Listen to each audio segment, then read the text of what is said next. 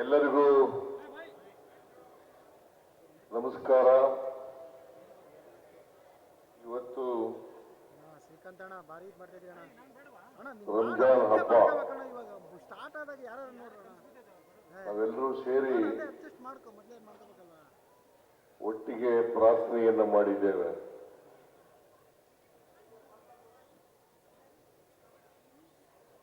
ನಾವು ಪ್ರಾರ್ಥನೆ ಮಾಡ್ತಕ್ಕಂಥದ್ದು ಮನುಕುಲಕ್ಕೆ ಮತ್ತು ದೇವರಿಗೆ. ನಾವೆಲ್ಲರೂ ಕೂಡ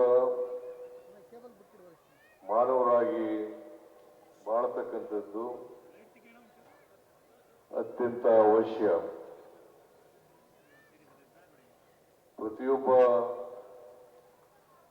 ತಮ್ಮ ಬದುಕನ್ನ ಸಾರ್ಥಕ ಮಾಡ್ಕೋಬೇಕಾದ್ರೆ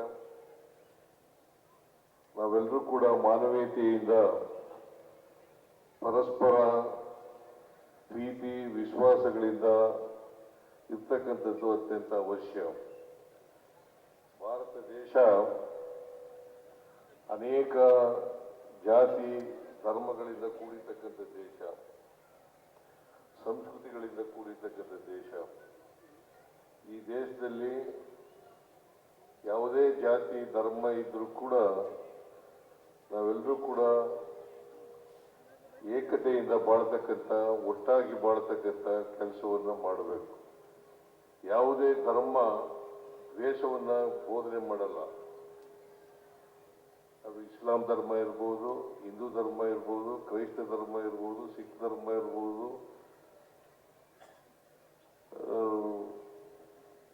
ಈ ಧರ್ಮಗಳೆಲ್ಲವೂ ಕೂಡ ಪ್ರೀತಿಯನ್ನ ಬೋಧಿಸ್ತವೆ ಹೊರತು ದ್ವೇಷವನ್ನು ಬೋಧಿಸೋದಿಲ್ಲ. ಅದಕ್ಕೋಸ್ಕರ ನಾವೆಲ್ಲರೂ ಕೂಡ ಪರಸ್ಪರ ಪ್ರೀತಿಯಿಂದ ಇರ್ತಕ್ಕಂಥ ವಾತಾವರಣವನ್ನು ನಿರ್ಮಾಣ ಮಾಡ್ತಕ್ಕಂಥದ್ದು ಅತ್ಯಂತ ಅವಶ್ಯ ಅಂತಕ್ಕಂಥ ಮಾತುಗಳನ್ನ ಈ ಸಂದರ್ಭದಲ್ಲಿ ಹೇಳಲಿಕ್ಕೆ ಬಯಸ್ತೇನೆ. ಎಲ್ಲ ಮುಸಲ್ಮಾನ್ ಬಾಂಧವರಿಗೆ, ದೇಶದ ಎಲ್ಲ ಮುಸಲ್ಮಾನ್ ಬಾಂಧವರಿಗೆ ಈದ್ ಮುಬಾರಕ್, ಈದ್ ಮುಬಾರಕ್.